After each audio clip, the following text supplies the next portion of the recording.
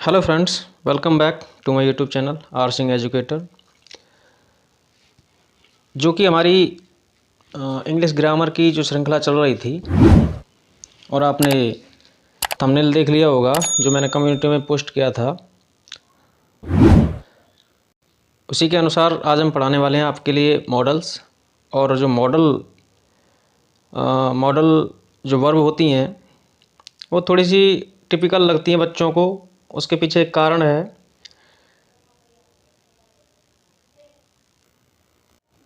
और वो कारण ये है कि जब तक आपको थोड़ा सा उसका मीनिंग समझ में नहीं आएगा सेंटेंस का, तब तक आप मॉडल अच्छी तरह से यूज़ नहीं कर सकते। तो थोड़ा थोड़ा मीनिंग समझते हुए हम आज मॉडल्स को करेंगे। इनकी कुछ फिक्स पोजीशन भी है, उनको भी देखेंगे, और जो यूज़ है इनका वो भी करेंगे। तो मॉडल जो शब्द है हमारा, वो अंग्रेजी के मूड शब्द से बना है या मूड शब्द से लिया गया है, जिसका अर्थ होता है मनोदशा। यानी कि मॉडल को हम या मॉडल के माध्यम से हम अपनी मनोदशा को प्रकट करते हैं, मन के भावों को, मन की जो स्थिति है उसको दर्शाते हैं। अर्थात मॉडल के माध्यम से हम विभिन्न मनोदशाओं को व्यक्त करते हैं। अब वर्ब जो होती हैं हमारी, वो टू टाइप्स की होती हैं, कॉमन वर्ब्स होती हैं और ऑक्सिलरी वर्ब्स होती हैं। ऑक्सिलरी जो वर्ब्स होती हैं उनको हम 24 फ्रेंड्स ऑफ नॉट कहते हैं। नॉट के 24 मित्र या दोस्त। अब ये जो हैं इनको भी टू पार्ट्स में डिवाइड किया गया है। पहला है प्राइमरी ऑक्सिलरी और दूसरा है मॉडल ऑक्सिलरी। प्राइमरी ऑक्सिलरी जो वर्ब्स होती हैं उनमें आती है, एक तो बी की फॉर्म आती है, बी की फॉर्म में आ जाती है इज़, आर, एम, वाज, वर। और डू की फॉर्म होती है डू, डज, डिड। और हैव की फॉर्म होती है हैव, हैज़, हैड। ये सारी वर्ब्स जो होती हैं वो प्राइमरी वर्ब्स कहलाती हैं। उसके बाद आ जाता है अपना मॉडल ऑक्सिलरी। और मॉडल ऑक्सिलरी जो होते हैं अपने, वो 13 होते हैं। 13 मॉडल ऑक्सिलरी में 3 मार्जिनल्स होते हैं और 10 प्राइमरी होते हैं। तो मार्जिनल्स में आपके आ जाता है नीड, डेयर और यूज्ड टू। और प्राइमरी जो मॉडल्स होते हैं या प्राइमरी वर्ब जो होती हैं मॉडल वर्ब, उनमें आ जाती हैं आपके will, would, can, could, may, might, shall, should, must और ऑट टू। ऑक्सिलरी जो वर्ब्स होती हैं उनको ऑपरेटर भी कहते हैं, क्योंकि ये वाक्य को नेगेटिव बनाने के काम आती हैं। अर्थात इनके साथ मिलकर के, इनके साथ नॉट लगा करके हम जो सेंटेंस होता है उसको हम नेगेटिव बना सकते हैं। और इंटेरोगेटिव बनाने की भी काम आती हैं। इनको हम सब्जेक्ट से आगे लगा करके इंटेरोगेटिव सेंटेंस बना सकते हैं। इसके बाद आ जाता है अपना फॉर्म्स ऑफ मॉडल्स। तो मॉडल की जो फॉर्म होती है अपनी, वो कौन कौन से प्रकार की होती हैं, कितने प्रकार की होती हैं। तो एक तो होती है सिंपल फॉर्म। सिंपल फॉर्म में मॉडल के साथ में वी फर्स्ट आती है हमेशा। और वैसे भी मॉडल्स हमेशा वी फर्स्ट ही लेते हैं, लेकिन सिंपल फॉर्म में अधिकांशतः इसके साथ में, अगर मॉडल के साथ में हैज़ या हैव लग रहा है तो फिर आपकी वी थर्ड आएगी। तो इसके फॉर्मेट हम बताएंगे। पहले हम समझते हैं सिंपल फॉर्म। सिंपल फॉर्म यानी कि वर्ब, मॉडल के साथ में वर्ब की जो फर्स्ट फॉर्म होती है वो आती है, और उसके अनुरूप अगर हम देखें टाइम, तो मॉडल की इस फॉर्म से सामान्यतः प्रेजेंट और फ्यूचर टाइम को व्यक्त किया जाता है। प्रेजेंट टेंस या फ्यूचर टेंस या टाइम, वर्तमान समय और भविष्य के समय को व्यक्त किया जाता है। जैसे शी कैन डू इट, वह इसे कर सकता है, तो ये वर्तमान समय हो गया, प्रेजेंट एबिलिटी हो गई, उसकी योग्यता हो गई। ही शुड गो देयर, वह उसे वहाँ जाना चाहिए, तो प्रेजेंट डिजायबिलिटी हो गई, ये वर्तमान इच्छा हो गई। They will come here tomorrow, वे यहाँ पर आने वाले कल में आएंगे, तो ये इसकी फ्यूचर की बात हो गई। ऐसे एक और एग्जाम्पल है, जैसे देखें तो ही मे कम टुडे, उसे आज आना चाहिए, तो प्रेजेंट पॉसिबिलिटी हो गई, संभावना हो गई, वर्तमान की संभावना कि उसे आज आ जाना चाहिए। इसके बाद आती है इसकी कंटिन्यूस फॉर्म। कंटिन्यूस फॉर्म में मॉडल के साथ में बी लगता है और बी फर्स्ट में आईएनजी।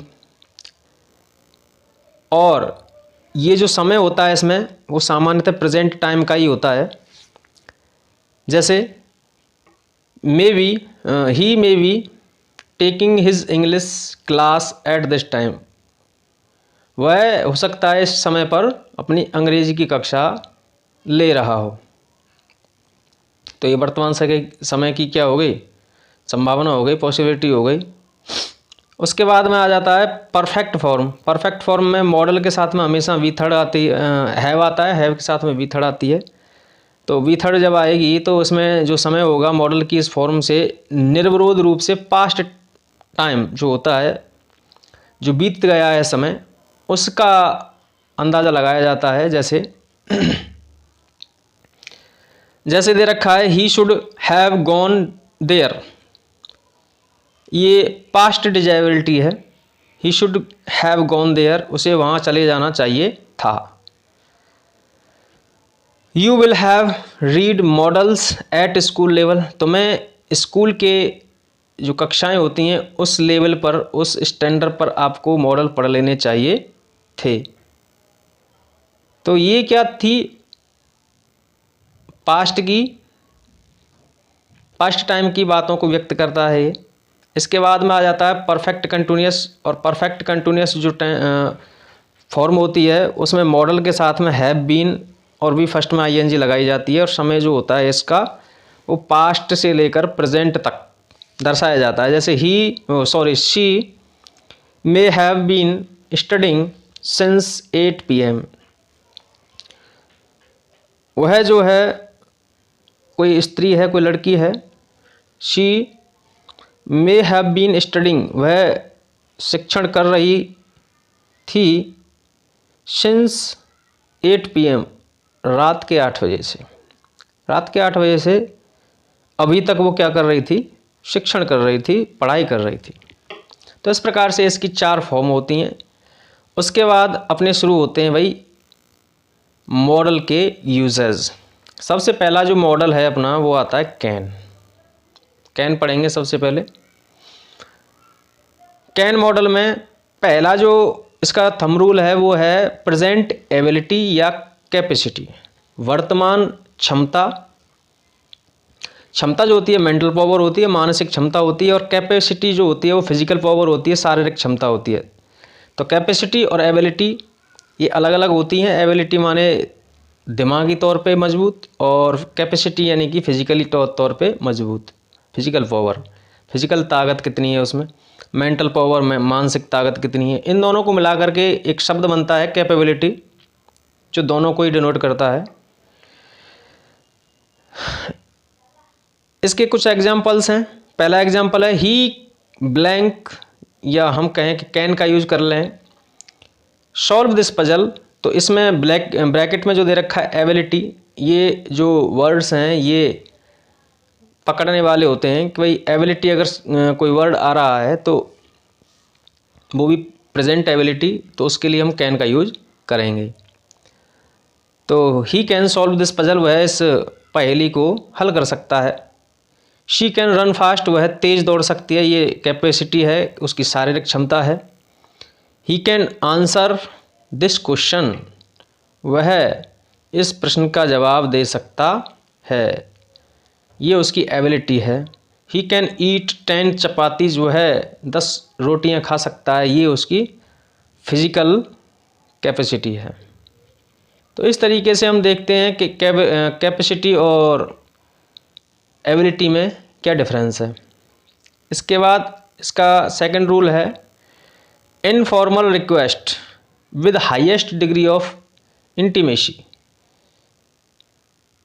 इनफॉर्मल रिक्वेस्ट असामान्य प्रार्थना, with highest degree of intimacy. Intimacy कहते हैं पकड़ को, घनिष्ठता को। तो can you lend me 2000 rupees, क्या आप मुझे 2000 रुपये उधार दे सकते हैं। ये इनफॉर्मल रिक्वेस्ट है, फॉर्मल नहीं है। वो उसे बहुत सख्त आवश्यकता है, इसीलिए मांग रहा है। Can I take your scooter to the market, क्या मैं आपका जो स्कूटर है वो बाज़ार तक ले जा सकता हूँ। तो ये इनफॉर्मल रिक्वेस्ट है। इसके बाद आ जाती है थर्ड रूल है इसका, परमिशन। परमिशन लेने के अर्थ में हम कैन का यूज़ करते हैं और मे का भी। तो यहाँ पे दोनों ही डिनोट किए गए हैं। पहला है you can park your car here, this is a public parking. जब कोई चीज़ अधिकृत है, पहले से ऑथराइज्ड है, ऑथराइज्ड परमिशन के लिए हम हमेशा कैन का यूज़ करते हैं, और अनऑथराइज्ड कंडीशन में या परमिशन में हम हमेशा मे का यूज करते हैं। अब इसमें दे रखा है you can park your car here, this is a public parking. जब वो पहले से पब्लिक पार्किंग है, पार्क करने का जगह है, स्थान है, तो वहाँ पे आराम से आप क्या कर सकते हैं, कोई भी अपनी व्हीकल को पार्क कर सकते हैं, खड़ा कर सकते हैं। सार्वजनिक स्थान है तो। अब सार्वजनिक स्थान ना हो फिर भी अब आप वहाँ पे खड़ा कर रहे हैं, तो you may park your car here, this is not a public parking. तो तुम यहाँ पर अपनी कार खड़ी कर सकते हो थोड़ी बहुत देर के लिए। This is not a public parking, यह सार्वजनिक स्थान नहीं है, अधिकृत स्थान नहीं है। तो इस प्रकार से ये परमिशन के लिए कैन का यूज किया जाता है। बेविल्डरमेंट या पजलमेंट, अचंभा या दुविधा।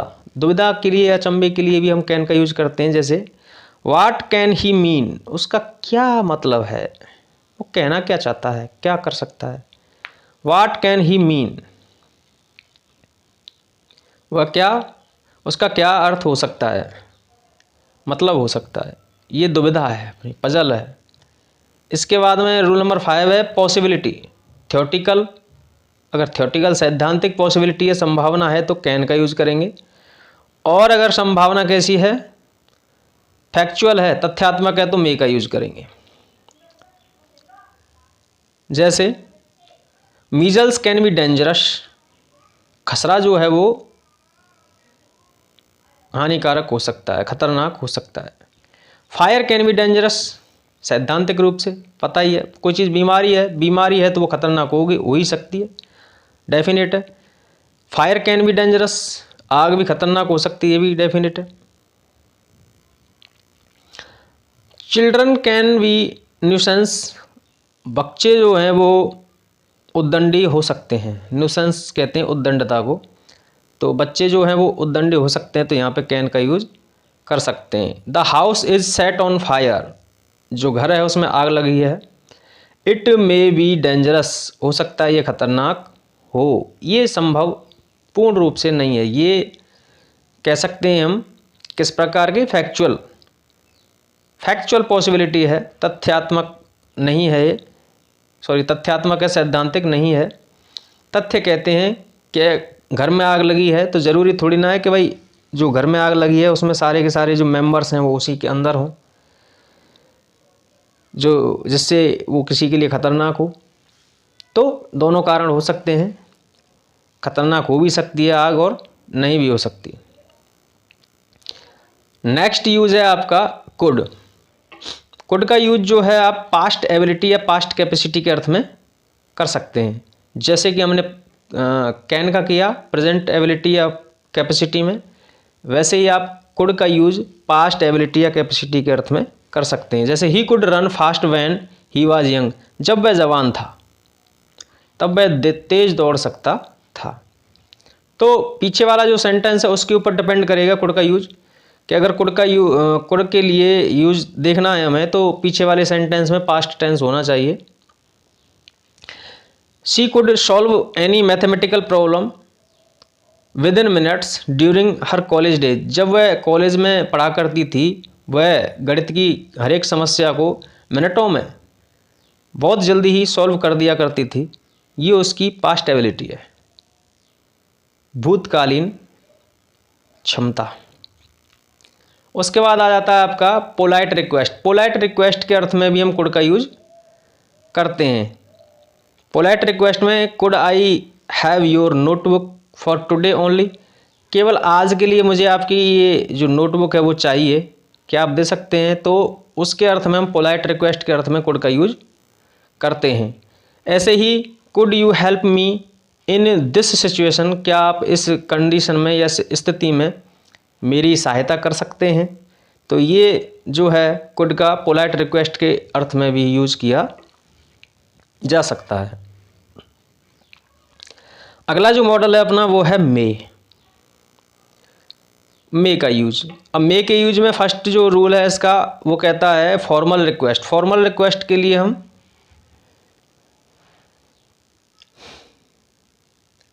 मे का यूज करते हैं। मे आई कम इन sir, may I go out sir.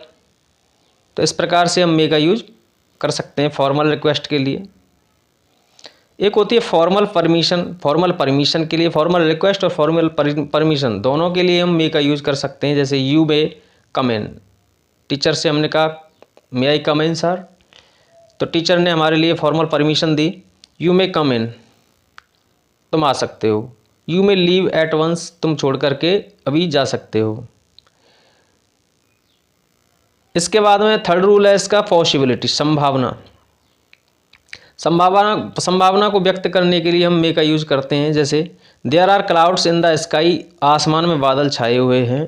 It may be rain, या इट मे रेन टुडे, आज बारिश हो सकती है। तो संभावना दिखाई दे रही है कि बादल हो रहे हैं, तो बारिश बिल्कुल हो सकती है। फादर इज़ वेरी एंग्री, पापा बहुत नाराज हैं। ही मे बीट यू, वह तुम्हें पीट सकते हैं। तो जब पापा नाराज हैं तो नाराज़गी दिखाती है कि वो पीट भी सकते हैं। तो एक के ऊपर एक डिपेंड है, इसमें एक के ऊपर एक डिपेंड है। पॉसिबिलिटी तभी दिखाई देगी जब पहला वाक्य पॉसिबिलिटी को दिखाएगा, तभी मे का यूज किया जाता है। इसके बाद आती है विश, इच्छा को जताने के लिए हम मे का यूज करते हैं। जैसे may you go to hell, कि तुम कहाँ चले जाओ, नर्क के वासी बन जाओ। मे यू लिव लॉन्ग, ईश्वर करे तुम्हारी जो उम्र है वो लंबी हो। इसके बाद पांचवा जो रूल है इसका वो है पर्पज्ड, अपने उद्देश्य को दिखाने के अर्थ में हम मे का यूज करते हैं। लेकिन इसकी सिचुएशन बनती है वो ऐसी बनती है कि अगर सो दैट से पहले या ऑर्डर दैट से पहले प्रेजेंट टेंस है, सो दैट या ऑर्डर दैट से पहले प्रेजेंट टेंस है और उसके बाद में कोई ब्लैंक है, तो उसमें हमेशा मे आएगा। जैसे people eat so that they may live, लोग खाना खाते हैं या खाते हैं, दे मे लिव, जिससे कि वो जी सकें। अब ये सो दैट देखा, सो दैट से पहले ईट प्रेजेंट इंडेफिनिट टेंस है, प्रेजेंट इंडेफिनिट है, इस वजह से इसमें क्या आएगा, मे। सो दैट है, इससे पहले प्रेजेंट इंडेफिनिट है, वर्क्स, SEIS लगा है, तो इसमें क्या आ जाएगा, मे। इस प्रकार से हम मे का यूज करते हैं। इससे अगला जो आपका मॉडल है वो है माइट। माइट का फर्स्ट रूल है कि रिमोट पॉसिबिलिटी, बहुत कम संभावना के अर्थ में हम माइट का यूज कर सकते हैं। इट इज लंच टाइम, यह लंच का समय है। He might be in the office, वह मुश्किल है कि वो ऑफिस में मिले। जब लंच हो गया है तो वो ऑफिस में क्या करेगा, झक माराएगा, तो वो कहाँ होगा, कहीं ना कहीं बाहर होगा। इट इज़ लंच टाइम, यह लंच टाइम है। He may be in the canteen, यहाँ पे मे आ जाएगा, ये फिक्स संभावना है, संभावना पक्की है कि वो कहाँ मिल सकता है, लंच टाइम में, कैंटीन में मिल सकता है। He is a careful driver, वह एक बहुत ही अच्छा सावधानी से चलाने वाला चालक है।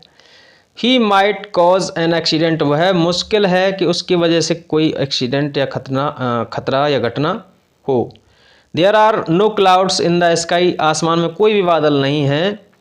इट माइट रेन टुडे, तो मुश्किल है आज बारिश हो। इस प्रकार से ये रिमोट पॉसिबिलिटी के लिए माइट का यूज़ कर सकते हैं। इसके बाद है आपका पास्ट पर्पज। पास्ट पर्पज के लिए भी हम माइट का यूज़ कर सकते हैं। जैसे सो दैट के पहले अगर पास्ट टेंस दिया हुआ है और बीच में सो दैट है या इन ऑर्डर दैट है और उसके बाद में ब्लैंक दिया है तो उसमें हमेशा माइट का यूज करेंगे। ही वर्कड हार्ड, अब ये वर्कड है V2 है, वर्कड हार्ड सो दैट, यहाँ सो दैट आ गया। He might cross the exam, मुश्किल है, वो कम ही संभावना है कि वो एग्ज़ाम को पार कर पाए। इसके बाद में आपका है रिकमेंडेशन। रिकमेंडेशन ये सिफारिश के अर्थ में भी हम माइट का यूज कर सकते हैं या करते हैं। जैसे you might use fair and lovely cream for glow on your face, तुम्हें अपने चेहरे को गोरा करने के लिए फेयर एंड लवली क्रीम का यूज करना चाहिए। ये क्या है, सिफारिश हो गई। रिकमेंड कर रहे हैं हम किसी के लिए, सजेस्ट कर रहे हैं, सुझाव दे रहे हैं। I have no use of this watch, ये तो कर गलती से लग गया, इसको छोड़ो। इसको देखो, you might select my brother for this post, अब अपने भाई के लिए क्या कर रहे हैं हम, रिकमेंडेशन कर रहे हैं, सिफारिश कर रहे हैं, तो माइट का यूज होगा। तुम मेरे भाई को इस पोस्ट के लिए क्या कर लो, सेलेक्ट करो भाई। द डॉक्टर हैज़ रिकमेंडेड और एडवाइज्ड, ये दो और हैं जिनमें रिकमेंडेड और एडवाइज का प्रयोग होता है। तो द डॉक्टर हैज़ रिकमेंडेड या एडवाइस्ड दीज मेडिसिन, अब जब डॉक्टर एडवाइस रिकमेंड करेगा तो एडवाइस या रिकमेंड में मेडिसिन की बात चल रही है, मेडिसिन की बात चल रही है, तो उसके लिए हम रिकमेंड करेंगे, ना कि एडवाइस। डॉक्टर एडवाइस कब देगा, जब हम स्मोक करते हैं और स्मोक की मना करेगा, not to smoke. The doctor has advised not to smoke, हमें डॉक्टर ने हमें सलाह दी है कि हमें धूम्रपान नहीं करना चाहिए। इसके बाद फिफ्थ रूल है इसका, रिक्वेस्ट इन अ रिलैक्स वे, एक बहुत ही सामान्य तरीके से प्रार्थना के अर्थ में। You might make a little less noise, तुम्हें बहुत ही कम आवाज़ करनी चाहिए। परफेक्ट फॉर्म यानी कि माइट के साथ में हैव और वी थर्ड आ रहा है, परफेक्ट आ रहा है, तो उसमें कर सकते हैं माइट का यूज। और नैरो एस के बाल बाल बचने के अर्थ में भी हम माइट का यूज करते हैं। जैसे a car near by hit me, car ने मेरे बगल में होकर के एकदम से पास में ही मुझे चोट पहुंचाई। I might have been killed, मैं मरते मरते बचा, ये बाल बाल बचने के अर्थ में भी हम माइट का यूज करते हैं। तो आज का सेशन यही समाप्त होता है। आई होप आपको समझ में आया होगा, और ऐसी ही शॉर्ट वीडियो के माध्यम से मैं आपको मॉडल्स अगले वीडियो में और कराऊंगा। चैनल को सब्सक्राइब करें, नए हैं तो आप ज़्यादा से ज़्यादा शेयर करें, लाइक करें, कमेंट करें, और कोई भी अगर आपको कंप्लेन लगती है तो कमेंट में मुझे बताएं। Thank you for watching.